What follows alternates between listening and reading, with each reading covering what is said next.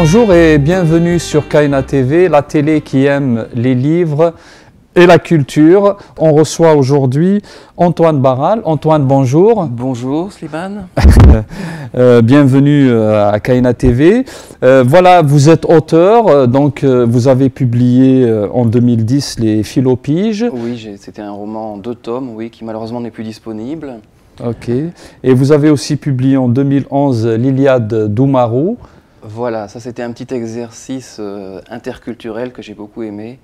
Un livre jeunesse qui transporte Homère et les mythes grecs en Afrique de l'Ouest, dans la région de la vallée du Niger. Et chez les griots, là. Chez les griots, voilà. Homère est devenu un griot d'Afrique de l'Ouest. Très bien. Mais aujourd'hui, on vous reçoit pour le guide touristique L'Héros sans voiture que vous venez de publier aux éditions Sans Voiture. Voilà, une petite maison, toute petite maison d'édition que j'ai créée pour l'occasion. Très bien. Et dès le départ, comme ça, quand on lit votre guide de voyage, si on s'arrête au titre, on est dans L'Héros sans voiture. Donc pour vous, on peut voyager actuellement en laissant sa voiture dans un garage. C'est ça ce que... Voilà, oui. Ce qu'on essaie de comprendre à partir de ce titre. Tout à fait. Ça peut être un choix de ne pas utiliser sa voiture. Ça peut être aussi qu'on n'a pas de voiture, pour X raisons économiques notamment. Mais néanmoins, on peut découvrir le département en utilisant un certain nombre d'autres moyens de transport et de ressources qui sont en plus à des tarifs très abordables. Donc il s'agissait de voir comment découvrir notre département avec tous ces moyens alternatifs. Très bien. Et, le fait de dire qu'on voyage sans voiture, qu'on peut découvrir tout un département comme ça avec des moyens alternatifs, c'est aussi une idée écologique. Bien sûr, c'est aussi une idée écologique, une idée anti-stress. Et donc, on part soit à vélo, ou en train, ou à pied, ou en car, et surtout en combinant tous ces moyens-là pour justement tout voir, des choses qu'on connaît parfois déjà ou qui sont toutes proches de nous et qu'on redécouvre sous un autre angle. Par exemple, qu'est-ce qu'on pourrait découvrir dans l'Héros que vous pourrez mettre en avant comme ça, qui vous vient comme ça de but en blanc, si on vous dit... Ah, moi j'ai redécouvert, parce que j'ai parcouru tous les itinéraires qui sont décrits dans le livre, 1 fois, 2 fois, je les ai faits seul ou avec des enfants, et toujours avec des vieux vélos, pas de super matériel, hein. L'idée c'est que tout le monde peut le faire, et même on peut le faire en famille. Pour moi, j'ai eu vraiment un grand plaisir, notamment à redécouvrir l'arrière-pays de Béziers, Bédarieux, le parc régional du Haut-Languedoc, où il y a une magnifique voie verte qui va de Bédarieux à Saint-Pons et jusque dans le Tarn à Mazamet. Et là, sur une 60aine de kilomètres, c'est de toute beauté. Et donc, on a une voie cyclable qui emprunte un ancien itinéraire ferroviaire. Et donc, on peut combiner le train et le vélo, c'est ça qui est intéressant. Et cette ligne est en danger, elle risque d'ici 1 an ou 2 d'être remise en cause pour des raisons économiques. Ce serait vraiment dommage, parce qu'on a un exemple de complémentarité remarquable entre le TER, le train express régional, et la voie verte. Donc, on peut faire une grande boucle, aller... descendre de son train à Bédarieux avec son vélo, faire toute la voie verte, les 60 km. On peut les faire, si on est sportif, en 1 seule journée, mais on peut aussi prendre le temps de flâner, passer à la Malou, passer à Saint-Pons. On peut ensuite revenir tranquillement à Aulargues, c'est un coin magnifique, Aulargues. Ouais. Ou bien alors, on peut aller jusqu'au bout, jusqu'à Mazamet, et là-bas, on est donc en région Midi-Pyrénées, mais il y a donc des TER qui permettent éventuellement de revenir par Toulouse, de faire une grande boucle. Toutes les options sont proposées, des grandes boucles, des petites, des allers-retours. Et comment vous avez travaillé pour faire ce guide? Parce que quand on le regarde, on a l'impression qu'il est artisanal, parce qu'il n'y a pas beaucoup de photos, il n'y a pas beaucoup d'illustrations. Les textes, c'est vrai, ils sont clairs, c'est bien expliqué, mais on veut savoir un petit peu comment vous avez travaillé pour faire un tel guide, parce que c'est un guide qui est copieux, où il y a beaucoup d'informations. Il y a 340 pages, oui, en effet. Il y a presque 3 ans de travail, en discontinu, bien sûr, hein, mais beaucoup de terrain, souvent avec mes enfants, avec des amis qui m'ont aidé, et puis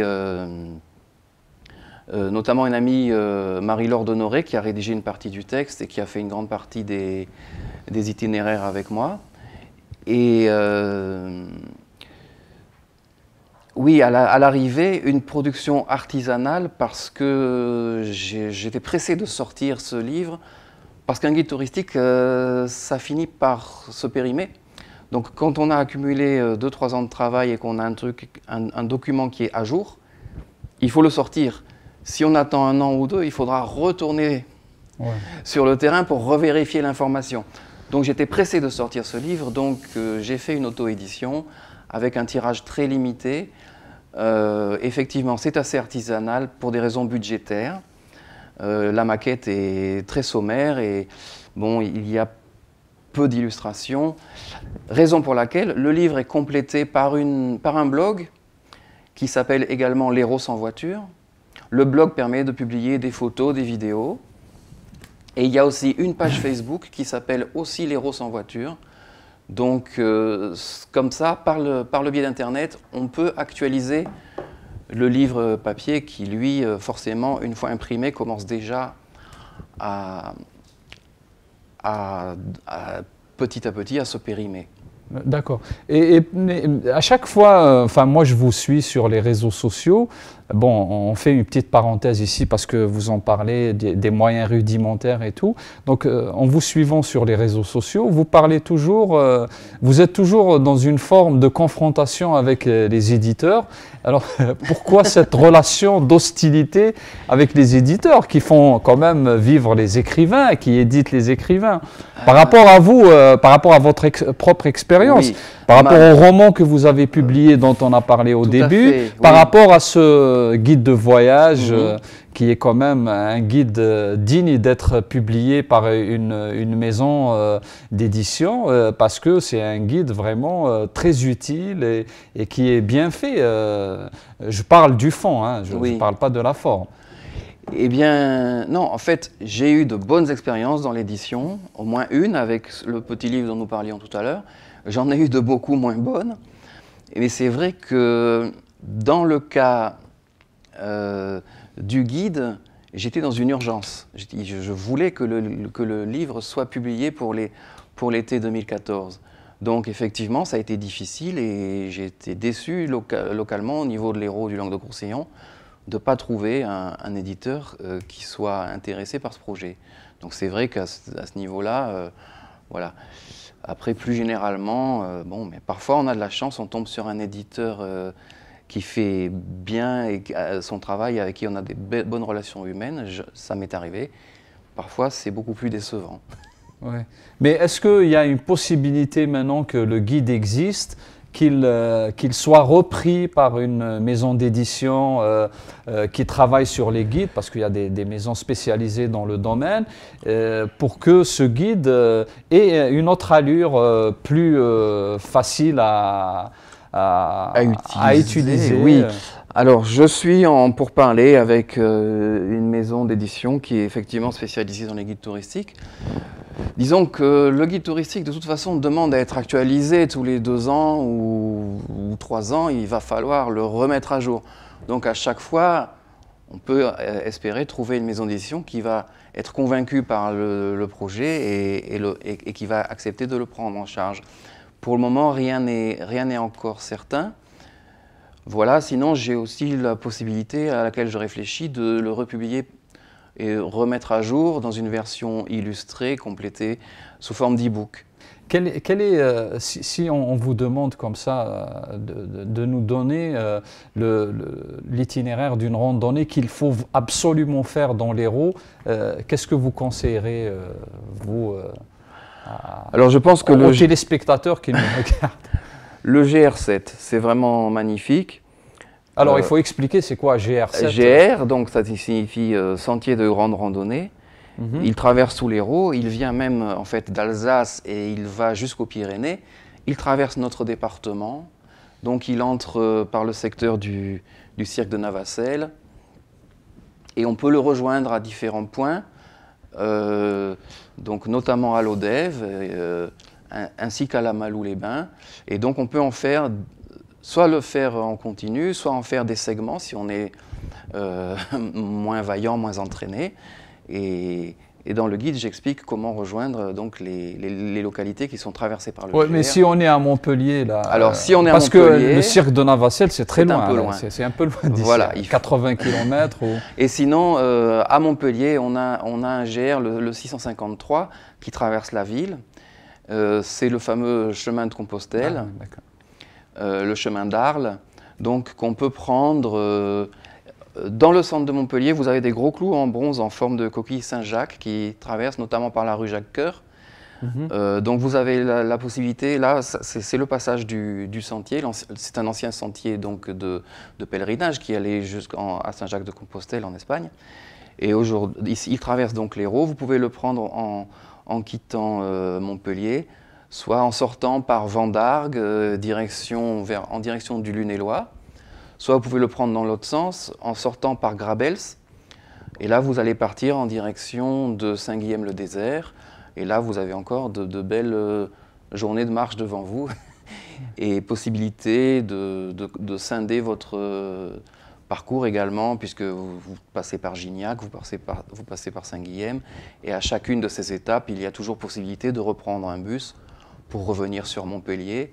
Voilà, c'est la proposition de ce guide, c'est aussi pas trop se fatiguer, c'est un guide plutôt pour les paresseux ou les gens qui ont des enfants et qui ne veulent pas faire des choses très difficiles. On peut parfaitement scinder les randonnées en petits morceaux en combinant avec d'autres moyens de transport, donc soit le car, soit le train avec le vélo. Ce qui est sympa, c'est de partir, mettre son vélo dans le train à la gare de Montpellier, partir jusqu'à Vic-Mirval ou jusqu'à Frontignan, et puis là, on sort du train et on va prendre la voie verte pour le retour ou des choses comme ça. On peut combiner. Oui, justement pour continuer, donc on a parlé de la randonnée pédestre, donc à pied.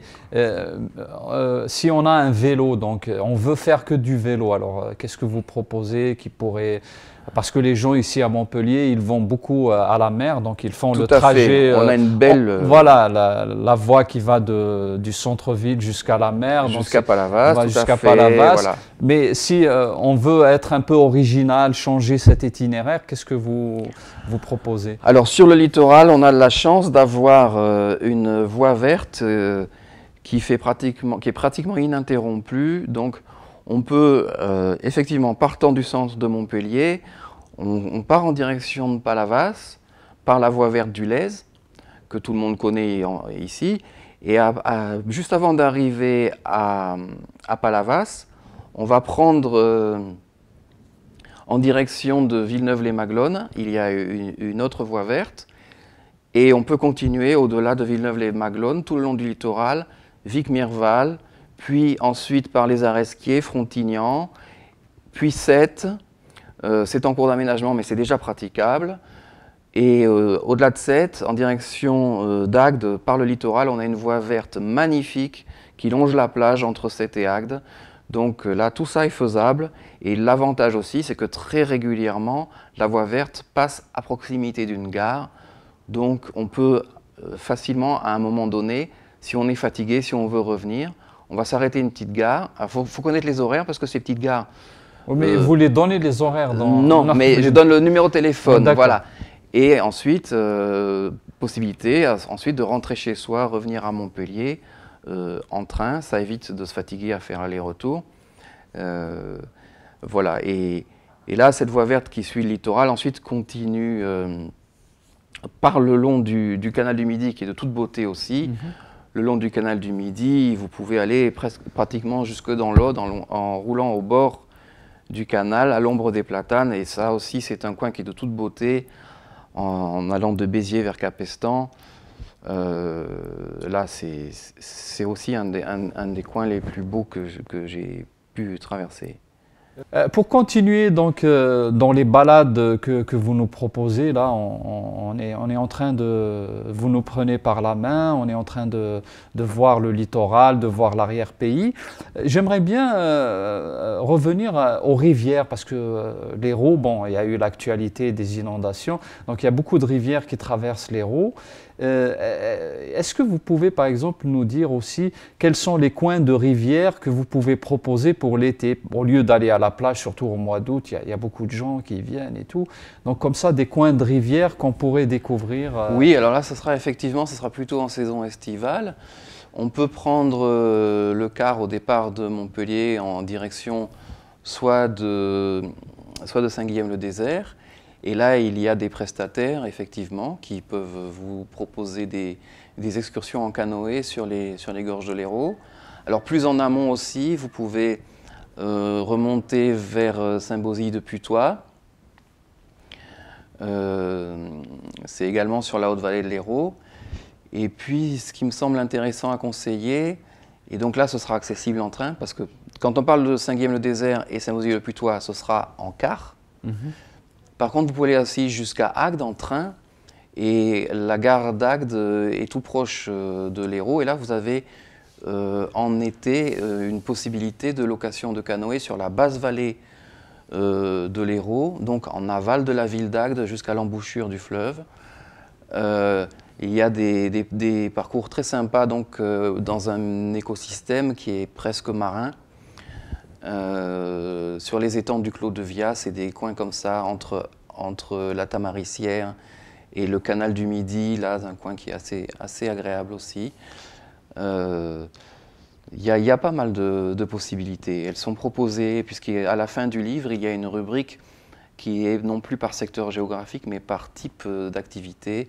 Donc on propose des visites de grottes, on propose des descentes de rivières, on propose des promenades avec des ânes, il y a pas mal d'alternatives. Voilà. On vous remercie de nous avoir c'est moi qui vous remercie. Transportés dans l'Hérault, de nous avoir fait découvrir des zones qui n'étaient pas bien connues. Par exemple, vous avez parlé de Saint-Pons et de Ollargues. Moi, j'ai été à Ollargues. C'est un village magnifique. De toute beauté. Hein. C'est extraordinaire. J'adore ça. Donc voilà, c'est très bien d'avoir réhabilité un petit peu tous ces villages-là à travers votre guide. Je voulais vous demander une dernière chose avant de finir l'émission. Alors, quelle sera la prochaine étape que vous allez nous proposer? J'aimerais pas un livre ou un projet comme ça. Alors, sur ce qui est du guide touristique, j'aimerais traiter l'Aude. Et pour ce qui est de la littérature, parce que je suis surtout un auteur de romans, actuellement je tente un pari qui est d'écrire en espagnol, d'écrire des romans en espagnol sud-américain et de les publier là-bas. Donc ça, c'est un projet plus ambitieux à plus long terme. Voilà.